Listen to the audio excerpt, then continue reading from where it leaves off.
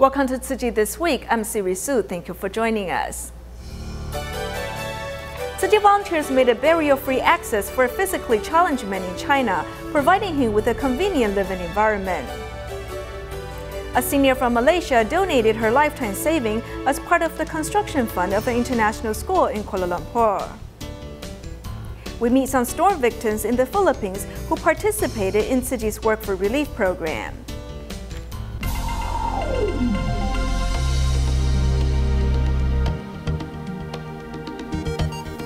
Tzu Chi is a Tzu Chi care recipient in Xiamen, China. After he was born, he had a fever and became physically challenged. After Tzu Chi volunteers visited him many times to encourage him, he has opened up his mind and vowed to donate his organs after he dies. The volunteers recently made a barrier-free access at his house, so he's able to move about freely. Tzu Chi became physically challenged after suffering from a fever at a young age. Then he was raised by his grandmother, but he can still do recycling. However, being unable to go out freely troubles him a bit.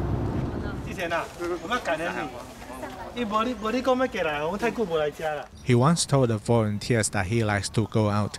When he was 8, he became fascinated at a place called Gulangyu. At the age of 40, it is his first time to go to the beach. It is also his first time to smell the ocean and to step on the beach. Then came a wish in his mind. I appreciate Tzu Chi's care for me. I want to donate my organs after I die because I want them to be used at their best potential.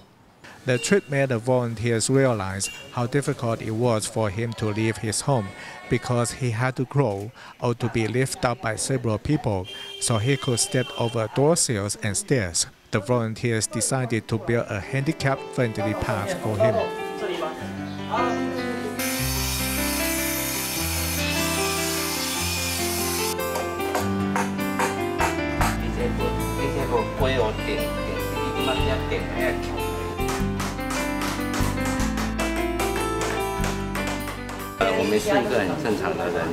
We're normal people, so we can walk easily, but it is very difficult for him to step over even a door sill. This is water-based paint, so it's less harmful to a human body. When we see Brother Ji Xian smile, we also feel delighted. Ji Xian shakes hands with the volunteers to show his appreciation as a new beautiful handicap-friendly path has been made. His grandma and neighbors praise the volunteers for their love. Tzu Chi volunteers in Thailand have continued to care for the underprivileged children in Klong Toei of Bangkok. Among the scholarship recipients is Kanifa. She lives in a dilapidated house with her parents. To give this family a comfortable living environment, Tzu Chi volunteers recently mobilized to help repair their home. The life of people living in flooded homes is not romantic at all. My daughter always asks me, "Dad, when can you repair our home?" I would tell her I do not have extra money because the income I earn each day is only enough to pay our food. But Daddy will work hard. I can only comfort my daughter in this way. There are 12,000 low-income families living in the Klong Toei area of Bangkok. The water flooded this dilapidated house, which was built with wood boards and sheet metals, and it does not recede yet. 10-year-old Kanifa usually does her homework under such environments. As Mr. Somba's health condition is getting worse and worse in recent years, he is unable to improve his family's living environment. Thankfully, Tzu Chi volunteers decided to provide assistance for this family after they conducted home visits prior to the scholarship distribution.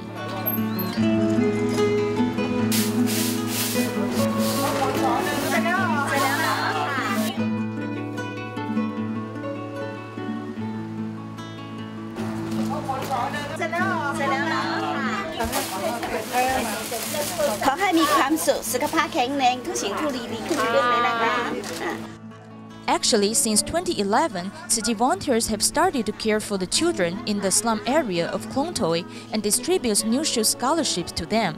After the Tzu Chi Recycling Education Center opened its doors in 2014, volunteers have been inviting these families to join Tzu Chi activities. We hope these children will not contact drugs or use them. We can teach them Chinese here and educate them about recycling. Kenny Fa's mother is mentally challenged, but she has become more confident after doing recycling. I can help not only my family but also other people by doing recycling. I feel proud because everyone helps each other. By doing recycling and helping each other, low-income families can also do good deeds, spreading love to others less fortunate. Since February of last year, Tzu Chi volunteers in Indonesia have been working alongside the local government to arrange a plan to help a local underprivileged village. Most of the residents there are poor farmers who suffer whenever the rainy season arrives. After Tzu Chi and the government repair their homes, now these villagers have a comfortable living environment.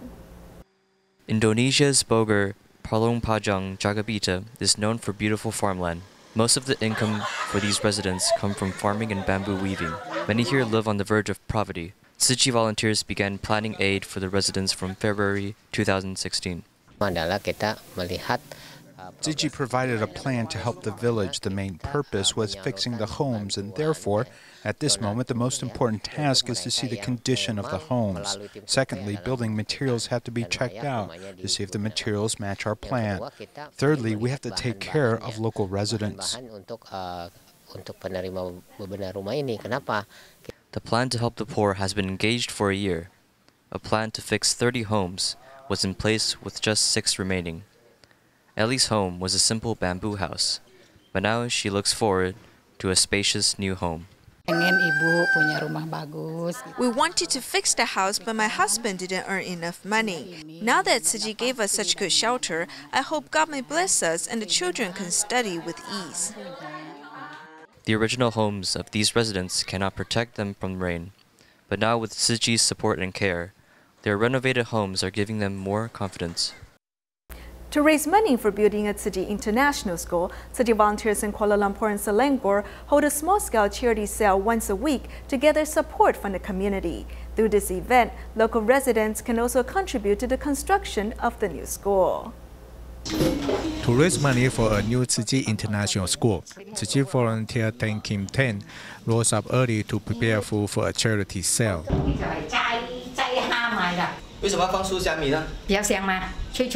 Grandma Tan Kim Ten wants to see the Tzu Chi International School completed as early as possible, so she uses her culinary skill to support its construction. When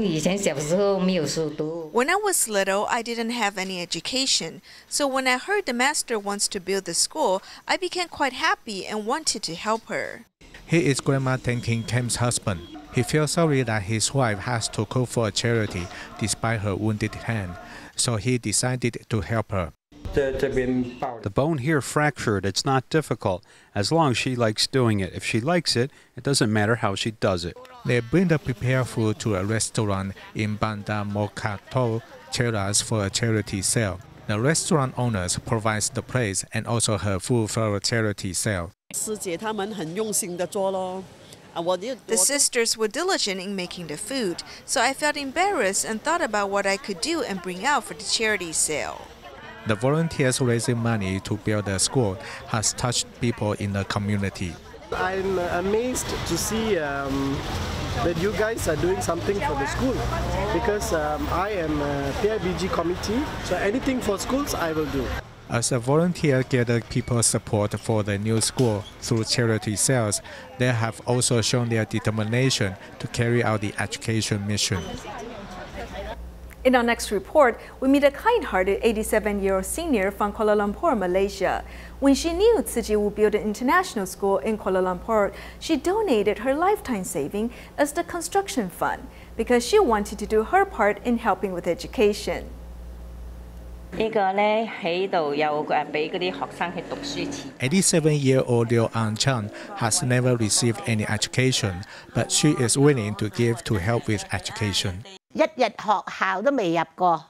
never studied for one day, so I don't know any word. That is why I'm very zealous in donating money so children can study.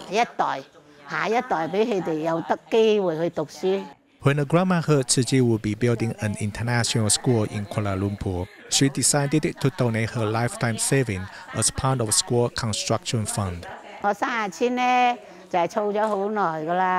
It took me a long time to save 30,000 ringgits, so I was not willing to use it. The other day I heard Tzu Chi will be building a school. It costs a lot of money to build a school, but I don't have that much money, so I withdrew all my saving and donated to Tzu Chi. It's good enough that I have food to eat and a place to live. Because I'm old, I can't bring it with me when I die. When the grandma was young, she worked odd jobs and lived a frugal life. Doing laundry for other people couldn't save much. I could only save 1 to 2 ringgits, sometimes 4 to 5 ringgits. I also did tailoring or babysitting to save money. I didn't eat much. I'd even bring home leftover vegetables, so people call me cheapskate. She donated 30,000 ringgits to Tzu Chi, but when her fridge broke down, she didn't want to buy a new one. Then I took her to buy a fridge, and she chose the cheapest one. The grandma informed everyone with her action that if it's the right thing, just do it.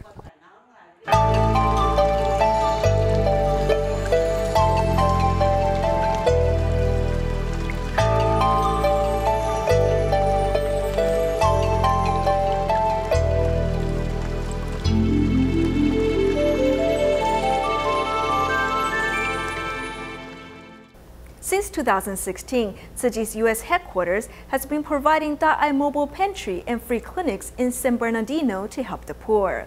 Recently, they held its 3rd free clinic at Indian Spring School in Southern California, serving a total of 264 people. It is Todd's first time participating in the Tzu Chi's free clinic. He is responsible for finding and caring for the patients. With other volunteers, everybody's of a different background, a different culture. It's a learning experience culturally. It's a giving experience. It's a spiritual experience for yourself if you let it be. So I can't say enough good things about the entire event. Todd's life had become unbalanced due to his job as a lawyer until he learned about the Tzu Chi Foundation. He immediately began serving as a volunteer. I would have no problem feeling comfortable promoting this entity to anybody for any event they can handle. San Bernardino is a poor county in the United States. Tzu Chi U.S. headquarters initiated the Daai vegetable truck and free clinics since 2016 to help the local residents. During the dental scaling cleaning for the Japanese woman, the dentist carefully discussed the methods for treating the tumor on the jaw. So I'm so grateful for this. And because things like this, even if you go to a doctor, you cannot get detail, to be looked at like I got today. Although English was required in the event, there was also a demand for Spanish. A Mexican girl represented her family members from El Salvador, remembering the spirit of the bamboo coin bank. He wanted to donate because he wanted to help people. 3 free medical clinics in San Bernardino help spread the healing effect, not only to the body, but the mind. Tzu Chi volunteers in Malaysia recently paid a visit to a Malaysian Indian patient from Kedah. The patient suffered a stroke and has been bedridden for years, which later caused him to develop bed sores in many parts of his body. However, he's unable to pay for his medical expenses. Thanks to the assistance of Tzu Chi and their home care nurse, he can now be taken care of. This is Subramaniam, who is a Malaysian Indian and suffers a stroke, leading him to be paralyzed. Tzu Chi volunteers bathe him with care. We bathed him and trimmed his hair. After doing this for him, he looked refreshing because he hadn't taken a shower for 3 months. Having been bedridden for a long time, he has developed bed sores in many parts of his body. When we came here for the first time, he lived in a small room, which was filled with bad odor. When we checked his wounds, we saw a very big wound on his back. Tima daughters worked with volunteers to deliver an electric bed and an air cushion to him in hope to help improve his health condition. Later, we learned from his family that there is a nurse helping him clean wounds every day. So we also treat this nurse as our home care partner. However, with his wife's meager income, they are unable to pay for medical expenses. Thanks to the assistance of their home care nurse, she does what she can to help, and she has also joined the Tzu Chi family. If I didn't do, no one to do the dressing because the family members also, so I have to come. It is okay, the money is money, help is help. Now it is really good, it is really better with the Tima doctor. Doctor really helps. With he provided things. Sometimes we got no enough things. Thank you all. I express gratitude on behalf of him. Tzu Chi volunteers will continue to bring love and care to lessen the burden of this family. In 2009, after Typhoon Kasana devastated the Philippines, local Tzu Chi volunteers pitched in to help with the relief work. To assist underprivileged residents get through this difficult time, volunteers invited them to join Tzu Chi's Work for Relief program. Let's meet some of these participants.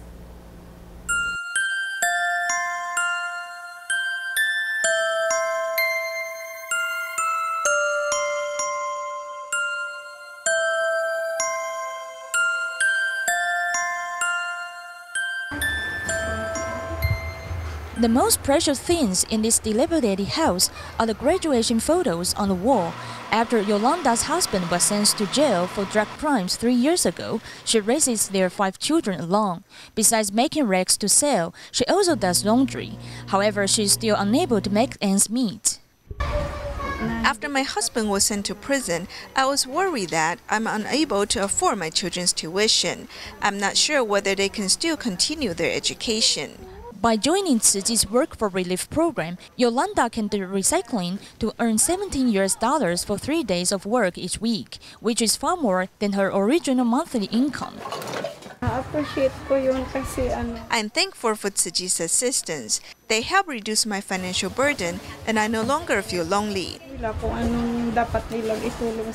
Going door to door to collect recyclables, Yolanda's dedication has earned the recognition and trust of many residents. I told her that she can come to my home anytime. It is alright if I'm not at home. She can open the door by herself and come in. I may get a big bag of recyclables ready for her. Wearing Tzu Chi's uniform has signaled a transformation for Angie, who has gone from a storm survivor to a certificated Tzu Chi volunteer. I work very hard to make my life more meaningful and also spend a lot of time volunteering. So far, I have served as a volunteer for 8 years. The more devoted I am to helping others, the more happiness I gain because I give without asking for anything in return. This is Carmen's grocery store, which is also a Tzu Chi recycling point. She's never absent from the fire relief distributions or year-end blessing ceremonies. Each day I spend 2 to 3 hours volunteering. It is not hard work at all. Because of this, I have already overcome my bad habits. Now I have more time to help those in need.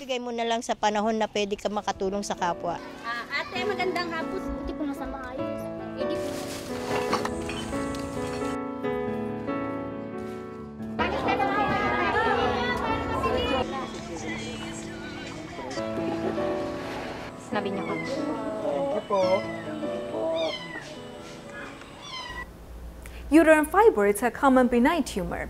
If the fibroids are more than 8 centimeters in size and are located deep inside the uterus, traditional laparotomy is used for treatment. However, this can result in a large wound.